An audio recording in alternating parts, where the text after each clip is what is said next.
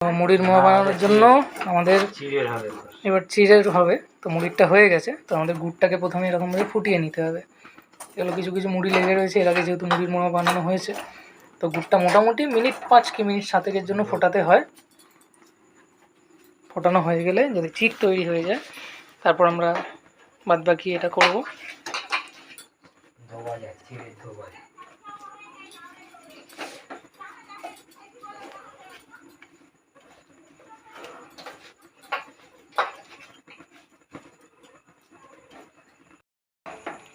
তো ভুট্টা মিনিট 5 পর যদি ফুটে যায়, ফুটে যাওয়ার পর আমরা এর মধ্যে চিড়ে দিয়ে দেবো।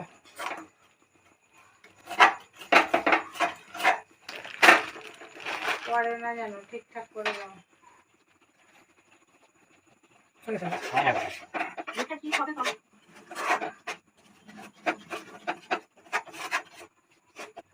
তো এবার ভিডিওটা হয়ে যাবে।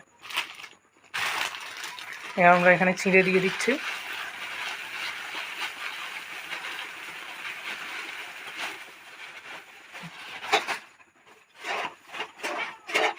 ছেড়ে দেওয়া হয়েছে, আর কিছু দিতে লাগবে এবং খুব তাড়াতাড়ি আমাদের পাকিয়ে নিতে হবে। এটা মোটামুটি 500 গ্রাম মতো গুড় দিয়ে লাগবে। গুড় হয়েছে না। আর মোটামুটি এটা হচ্ছে 1 কেজি চিড়ে না, কত 500 চিড়ে? 250 চিড়ে। এটা 250 চিড়ে? 500 চিড়ের প্যাকেট 250 দিয়েছি। 250 দেওয়া হয়নি, 200 গ্রাম মতো দেওয়া হয়েছে, এখানে 300 গ্রাম রয়ে গেছে।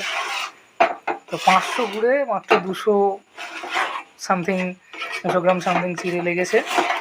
চলুন এটাকে পাকানো যাক। ছেড়ে দিয়ে নিয়েছি।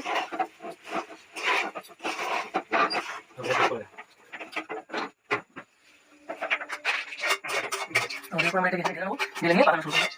আমার জল রাখা হয়েছে, ঠান্ডা হয়ে গেলে ঠান্ডা করতে হবে। এবার নতুন হয়তো ঠিক আছে, গিফট পেয়েছিলাম সেইটা, মাসিকটা কিনেছিল, 3টা কিনেছিল এটা। আর আছেও না, মাসিকটা চাইছিল না, কিন্তু পাকানো শুরু হচ্ছে।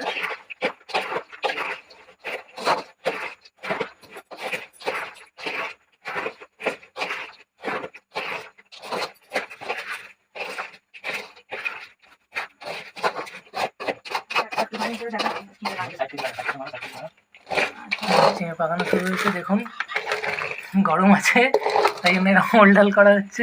পায়ে